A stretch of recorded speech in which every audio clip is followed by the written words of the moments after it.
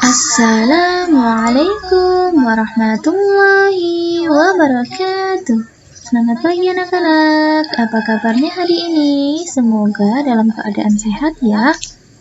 Sebelum memulai pembelajaran hari ini, marilah kita berdoa. Bismillahirrahmanirrahim. Berjumpa kembali dengan Bu Rahma.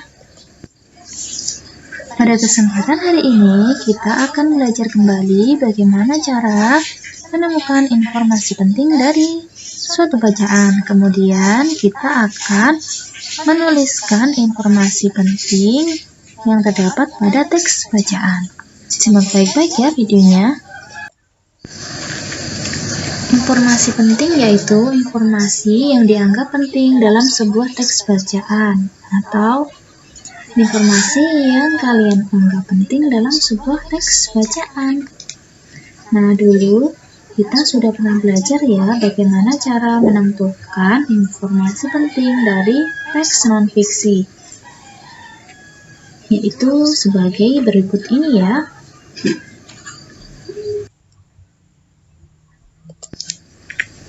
Anak-anak yang solih dan solihah, kita juga dapat menemukan informasi penting dari teks bacaan dengan cara berikut ini. Yang pertama, membaca judul teks. Berdasarkan judulnya dapat diketahui inti informasi yang dibahas pada bacaan. Yang kedua, membaca teks tersebut dengan cermat atau berulang. Nah, yang perlu anak-anak ketahui bahwa dalam satu paragraf bisa terdapat lebih dari satu informasi penting. Yang ketiga, informasi penting dapat dicari dengan membuat pertanyaan serta jawabannya. Nah, anak-anak, ide pokok setiap paragraf bisa menjadi bagian dari informasi penting loh. Kemudian, langkah yang keempat, menuliskan informasi penting yang didapatkan. Anak-anak masih ingat adik Simba? Adik Simba yang sudah kita pelajari di kelas 4, adik Simba adalah akronim dari macam-macam kata tanya. Kalian masih ingat? Wah, hebat sekali kalian. Adik Simba terdiri dari huruf A. Apa? Apa menanyakan keadaan atau perbuatan. Di mana itu temannya kemana dan dari mana? Pastinya untuk menanyakan tempat. Kapan? Untuk menanyakan waktu. Kemudian kita ke Simba. Siapa? Menanyakan pelaku atau orang. M. Mengapa? Untuk menanyakan alasan atau sebab. Bagaimana? Untuk menanyakan cara atau proses. Ditambah satu lagi, berapa? Untuk menanyakan jumlah. Nah, setelah kalian tahu apa saja kata tanya yang bisa kita gunakan, kita juga harus tahu ciri-ciri kalimat tanya yang baik. Apa saja ya? Yang pertama, diawali dengan kata tanya. Kedua, diakhiri tanda tanya. Ketiga, intonasi pada akhir kalimat turun. Dan yang terakhir, pastinya tidak ambigu atau bermakna ganda, sehingga orang yang menjawabnya tidak akan kebingungan.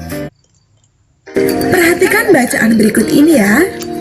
Jagung merupakan salah satu tanaman yang dijadikan makanan pokok di berbagai negara, salah satunya Indonesia. Di Indonesia, penduduk Pulau Madura menjadikan jagung sebagai makanan pokoknya. Jagung merupakan salah satu tanaman penghasil karbohidrat yang sangat diperlukan oleh tubuh kalian. Nah, dari bacaan tersebut, mari kita cari yang pertama, yaitu ide pokoknya.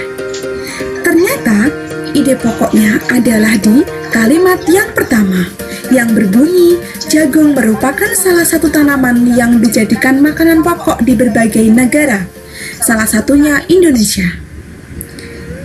Anak-anakku, dari ide pokok tersebut, bisa kita jadikan pula sebagai informasi penting.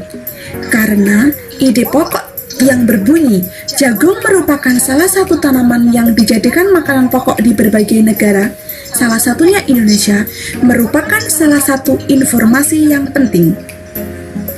Lantas, Ketika satu paragraf bisa lebih dari satu informasi penting, kira-kira apakah ada ya informasi penting lainnya?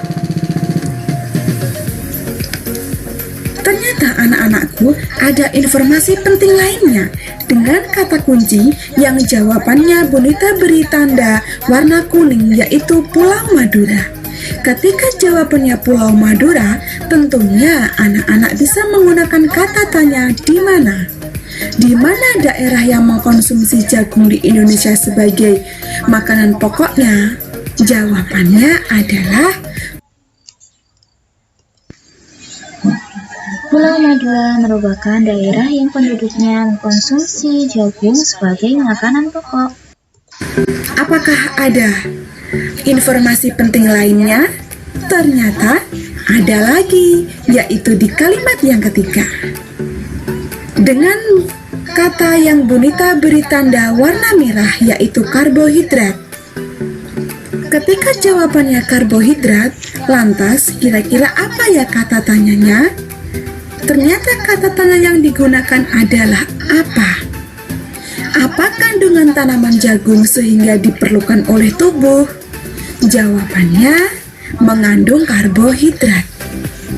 Anak-anakku, ketika kalian menentukan sebuah informasi penting, biasanya apabila terdapat di soal pilihan ganda, kalian harus mengetahui dan benar-benar teliti bahwa informasi penting harus sesuai dengan isi bacaannya.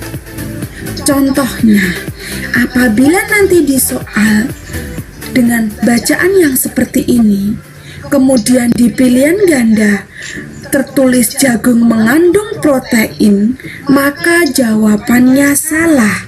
Karena di bacaan tersebut, jagung mengandung karbohidrat, bukan protein. Intinya, dalam menentukan informasi penting, anak-anak harus membaca secara teliti dan mencocokkan jawaban di pilihan ganda dengan isi bacaan yang tepat apabila soal tersebut berbentuk pilihan ganda. Apabila dalam bentuk uraian, kalian bisa membaca dengan teliti dan tuliskan informasi bisa lebih dari satu. Sudah paham anak-anak? Setelah ini kegiatan kalian adalah mengerjakan soal. Tetap semangat ya. Nah, kita simpulkan pembelajaran hari ini. Dari paragraf tadi ada 3 informasi penting. Yang pertama, terdapat tanaman jagung di Indonesia. Yang kedua, Pulau Madura daerah yang penduduknya mengkonsumsi jagung sebagai makanan pokok.